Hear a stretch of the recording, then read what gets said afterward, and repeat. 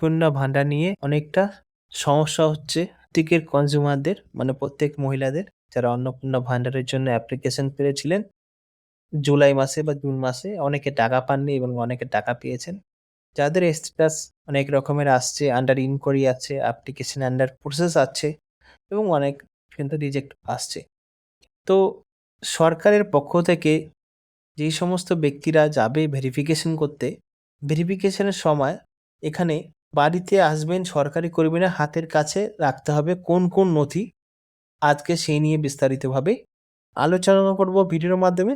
ভিডিওটা শেষ পর্যন্ত দেখো। অন্নপূর্ণা যোজনার আবেদন করেছিলেন কিন্তু এখনো অ্যাকাউন্টে ঢোকেনি ৩,০০০ টাকা। আবেদন বাতিল হয়েছে বা স্ট্যাটাস দেখাচ্ছে আন্ডার ইনকোয়ারি।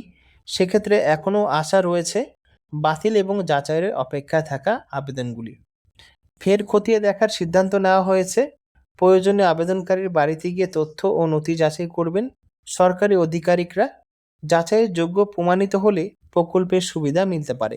অন্নপূর্ণা যোজনার আওতায় যোগ্য মহিলাদের প্রতি মাসে ৩,০০০ টাকা করে সরকারি ব্যাংক অ্যাকাউন্টে দেওয়ার কথা, কিন্তু টাকা স্থানান্তরের পর বহু আবেদনকারীর নাম বাদ পড়েছে বলে জানা যায়। এরপরে বিভিন্ন জায়গায় ক্ষোভ বিক্ষোভ শুরু হয়।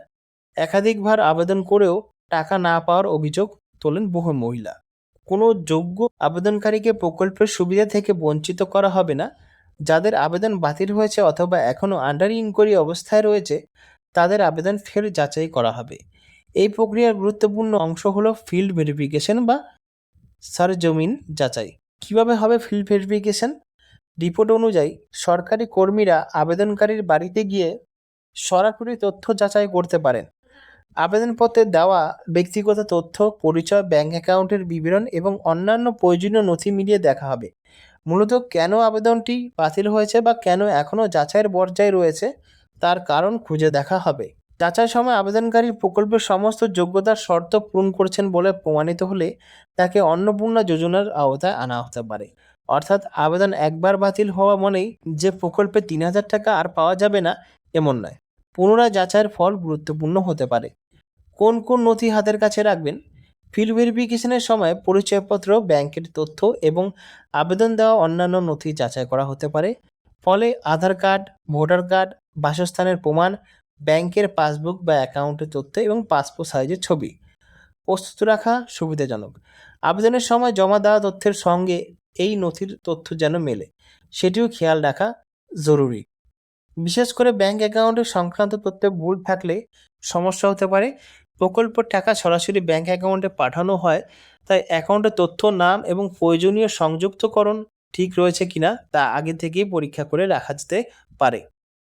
সরকারি পোর্টাল নাগরিক করা মোবাইল নম্বর ও ওটিপি ব্যবহার করে লগ ইন করতে পারেন।